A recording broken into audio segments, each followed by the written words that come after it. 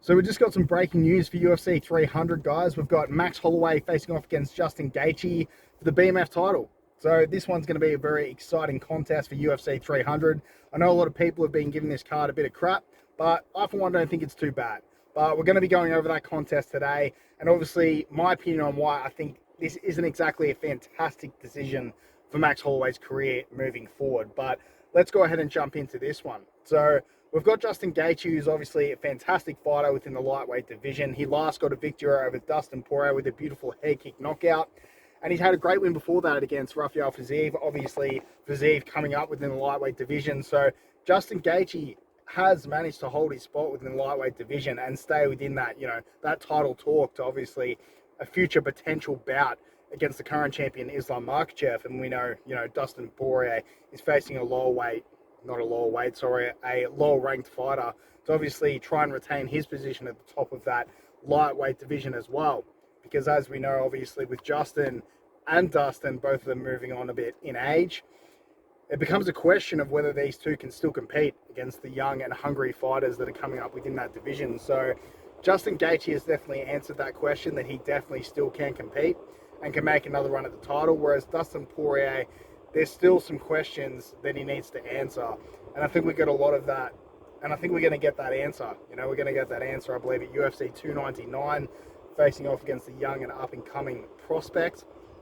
But I think this fight in particular is a very, very dangerous fight for Max Holloway, because as we know with Justin Gaethje, the guy can hit like an absolute truck and has some brutal leg kicks. And I think when Khabib Nurmagomedov faced Justin Gaethje, he did state that he was probably the hardest hitter that he faced within that lightweight division. So it's going to be no easy task for Max Holloway jumping up in weight to face off against Justin Gaethje. I mean, if you look at Dustin Poirier versus Max Holloway when they fought at lightweight, it was definitely, a fantastic fight. And it was a fairly close contest, but Max Holloway definitely wasn't the same fighter that he was at featherweight. When you see fighters move up in weight, it generally takes them some time to settle in with that weight class. But Max Holloway is just the type of fighter that has occasionally flirted with the idea of going to 155. He hasn't actually committed to that at any stage in his career. And I think it's going to be pretty difficult for him if he's bouncing up and down in weight constantly, not really committing to, the size at 155 and committing his training over a long period of time to fit into that weight class. And I think within this fight, the physicality is what's going to break him. And I definitely think this is it's not a very good decision for Max to be going up to 155, not just because he can lose this fight, but just his career moving forward. Justin Gaethje is arguably the one that started the decline for Tony Ferguson. A few years ago, I hadn't seen Tony Ferguson take that much punishment before, and it was incredibly hard to witness. When you were in the Apex during COVID, you could hear every shot, and every time Justin landed against Tony, it looked like he was going to be put out. Tony hasn't been the same since then, and I think we could find a similar situation taking place at UFC 300 for Max Holloway. Obviously Max Holloway is known to have a fantastic chin, as did Tony Ferguson before he faced off against Justin Gaethje.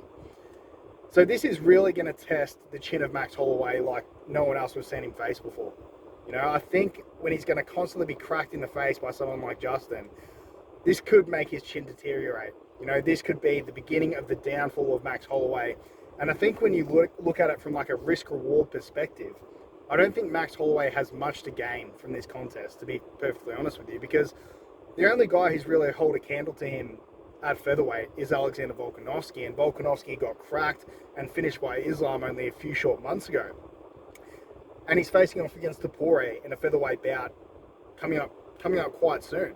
And it's a realistic possibility that Alexander Volkanovski loses that fight. Obviously, he's about 35 years of age now. Max is obviously a few years younger. So I think it would have been a wiser decision, for Max Holloway to sort of wait to see how things play out with that contest. And if Ilia Topuria got the win, to then challenge him for the featherweight strap. But he hasn't done that. Max Holloway has committed to going up and facing Justin Gaethje for the BMF title, which is a pretty poor decision. I'm sure he's getting a big payday for it, but I don't think this is going to be good for his chin long haul. I don't see Max Holloway winning this contest. He's probably a little bit more of a technical sort of boxer, but the physicality, I think, is what is going to do him in here.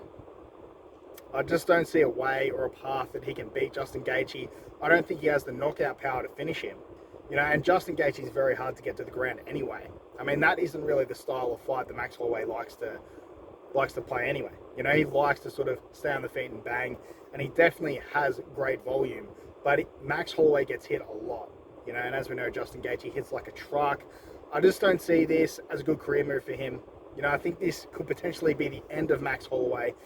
But in saying that, if he does get this victory, it puts him right within title contention within the featherweight division. But I just wonder where this leaves him within the lightweight division as well. A win doesn't really do a lot for him unless he commits to that weight class. And to go in there against someone like Justin Gaethje, the man has balls, I'll give him that. But let me know what you guys actually think for UFC 300 about this contest. I'm excited to see it, personally, but I'm not excited for the potential aftermath, considering that this could be the end of Max Holloway, in my humble opinion. But let me know what you guys think in the comment section below. And if you do like this sort of content, make sure to subscribe. If you're watching me anyway, every now and then, just hit subscribe. It helps me out a lot. And thanks very much, guys. Take care. Ciao.